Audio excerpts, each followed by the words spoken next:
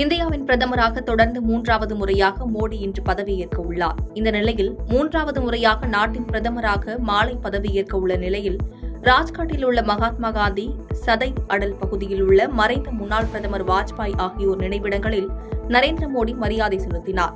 அதனைத் தொடர்ந்து போர் வீரர்கள் நினைவிடத்தில் மரியாதை செலுத்தி நரேந்திர மோடியுடன் ராஜ்நாத் சிங் முப்படைகளைச் சேர்ந்த உயரதிகாரிகள் பங்கேற்றனர். சந்திரபாபு நாயுடு, நிதிஷ்குமார் ஆதரவு இல்லாமல் மோடி 3வது முறையாக பிரதமராக இருக்க முடியாது என காங்கிரஸ் பொதுச் செயலாளர் ஜெய்ராம் ரமேஷ் விமர்சித்துள்ளார். இது தொடர்பாக அவர் அளித்துள்ள பேட்டியில், மோடி அரசு முறைகேடான அரசாக இருந்தது. பணம், அதிகாரம், மிரட்டல் மற்றும் அச்சுறுத்தலை பயன்படுத்தி ஆட்சி செய்தார்கள் என்றும், இந்த புதிய அரசாங்கத்தை ஜனநாயக முறையில் தேர்ந்தெடுக்கப்பட்ட அரசாங்கமாக நான் பார்க்கவில்லை எனவும், ஏனெனில் மக்களின் தீர்மானம் மோடிக்கு எதிராகவே உள்ளது என்றும் தெரிவித்தார். நடந்து முடிந்த நாடாளுமன்ற தேர்தலில் திமுக கூட்டணி அனைத்து தொகுதிகளையும் கைப்பற்றியது. இந்த நிலையில் முதலமைச்சர் மு.க.ஸ்டாலின் தலைமையில் அண்ணா அறிவாலயத்தில் திமுக எம்பிக்கள் கூட்டம் நடைபெற்றது.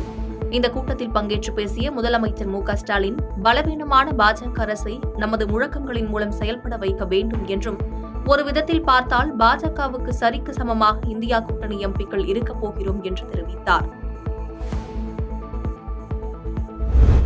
பாலஸ்தீனத்தின் காசா முனையை நிர்வகித்து வரும் ஹமாஸ் ஆயுத குழுவினர் கடந்த ஆண்டு அக்டோபர் 7ஆம் தேதி இஸ்ரேலுக்குள் புகுந்து பயங்கரவாத தாக்குதல் நடத்தினர்.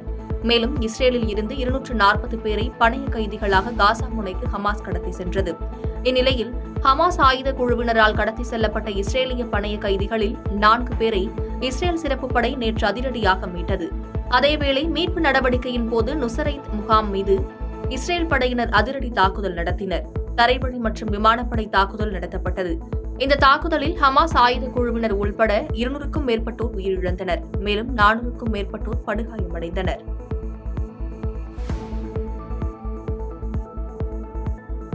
பாதகம் செய்பவரை கண்டால் நாம் பயங்கொள்ளலாகாது பாப்பா.